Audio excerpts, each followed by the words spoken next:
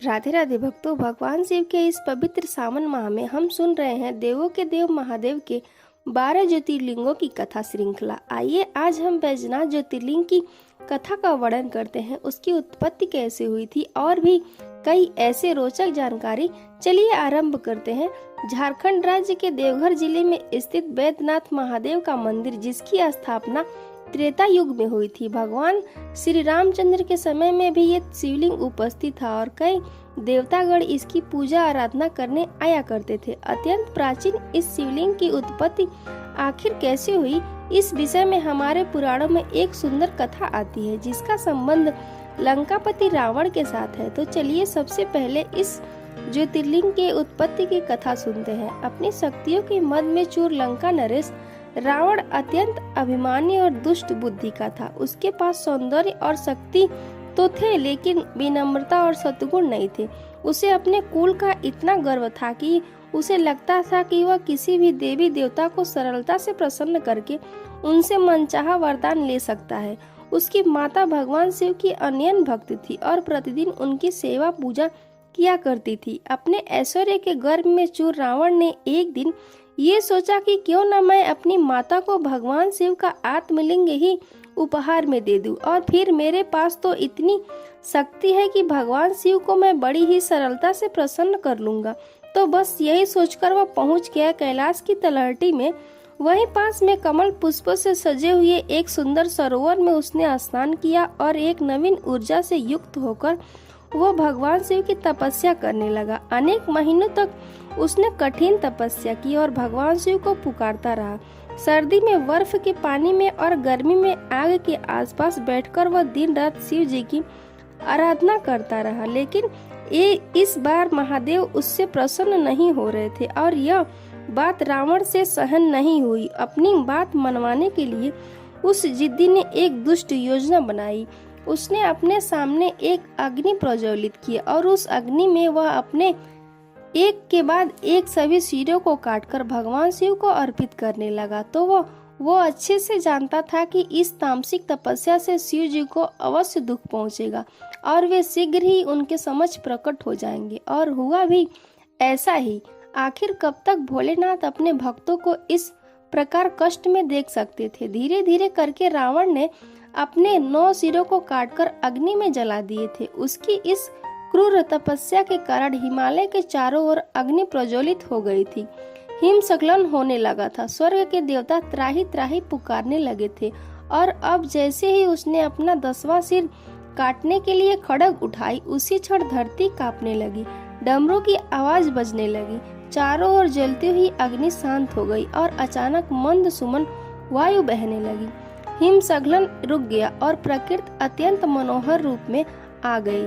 जी हाँ, और ये देखकर रावण समझ गया कि आखिर उसकी तपस्या सफल हुई और महादेव का आगमन हो चुका है। जैसे ही उसने अपनी आंखें खोली, उसने भगवान शिव को अपने समक्ष खड़ा पाया। उसे देखकर शिव जी ने कहा, हे रावण, मैं तुम्हारी तपस्या से प्रसन्न हूँ, मांगो क्या वरदान चाहिए।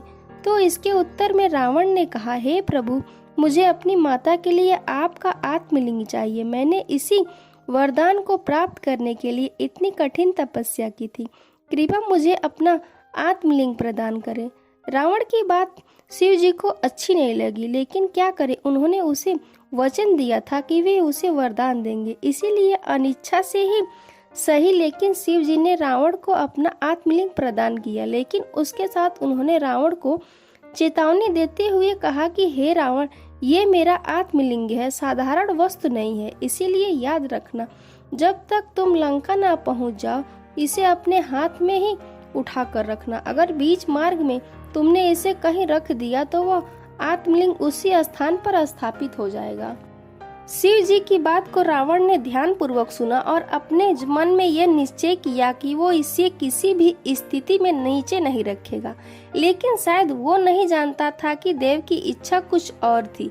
जब देवताओं को इस बात का पता चला कि रावण को भगवान शिव का आत्मलिंग प्राप्त हुआ है और अब वो उसे लंका लेकर जा रहा है, तो वे सब अत्यंत चिंतित हो गए। उन्होंने सोचा, अगर रावण इस शिवलिंग को लंका में स्थापित कर देगा तो इससे तो उसकी शक्तियां और अभिमान और अधिक बढ़ जाएगा। इसीलिए वह आत्मलिंग किसी भी हालत में लंका नहीं पहुंचना चाहिए। तो अब क्या किया जाए?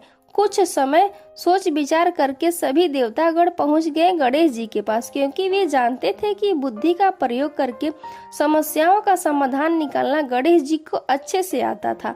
आखिर देवताओं की सहायता करने के लिए गणेश जी ने एक अच्छी सी योजना बनाई और उन्होंने एक चरवाहे बालक का वेश बनाकर उस स्थान पर आ गए जहाँ रावण था।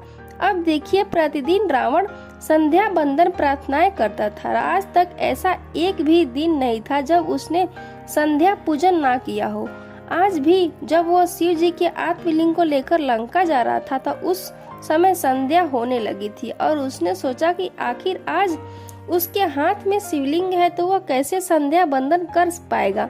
जब वह इस प्रकार विचार कर ही रहा था कि तभी चरवाहे बालक के रूप में आए हुए गणेश जी ने उसे दिखे और वह अब रावण को पता था कि उसे क्या करना है। वह पहुंच गया उस बालक के पास और उसने बड़े अधिकार पूर्वक उस बालक से कहा कि हे बालक, मैं लंकापति दशानन रावण हूँ और मेरे हाथ में जो तुम देख रहे हो वो स्वयं महादेव का आत्मलिंग है। मैं इस समय संध्या बंदन करने जा रहा हूँ और जब तक मैं ना आऊँ तब तक तुम्हें शिवलिंग को अपने हाथ में पकड़कर रखना, वापिस आकर मुझे दे देना, गलती से भी इसे नीचे मत रखना। रावण की बात सुनकर उस बालक ने तुरंत जवाब देते हुए कहा, नहीं नहीं नहीं, मैं इसे ज्यादा देर तक नहीं उठा सकता। अगर तुमने आने में थोड़ी सी भी देर लगा दी तो मैं इसे नीचे रखकर चला जाऊंगा। हाँ, मेरे पास इतना समय नहीं है। तो रावण ने कहा, अरे मूर्ख बालक, मैं शीघ्र ही आ जाऊंगा, बस तुम इसे पकड़कर यहीं खड़े रहो।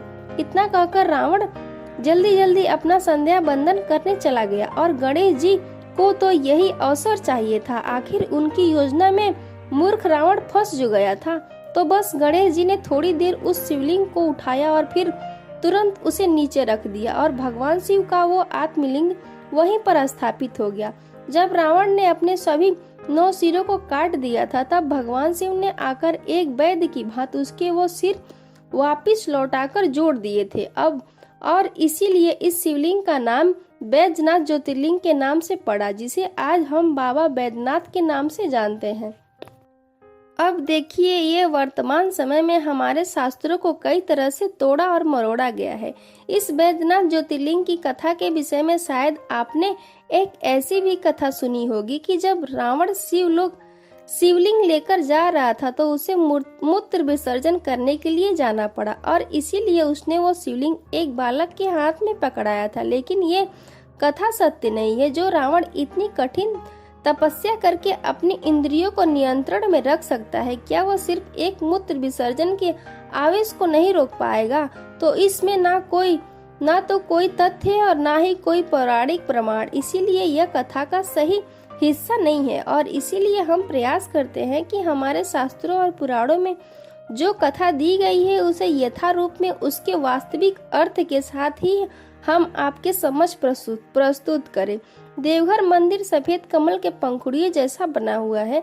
शिवरात्रि और सावन मास में बैद्यनाथ की विशेष पूजा अर्चना की जाती है। सावन मास में यहाँ लाखों भक्त एकत्रित होते हैं और गंगा नदी के पावन जल से शिवलिंग का अभिषेक किया जाता है। बैद्यनाथ का ये मंदिर 51 शक्तिपीठों में से एक माना जाता है, जहाँ देवी सती का हृदय गिरा था। इस मंदिर के मुख्य प्रांगण में बैद्यनाथ महादेव के उपरांत अलग अलग देवी देवताओं के भी मंदिर है।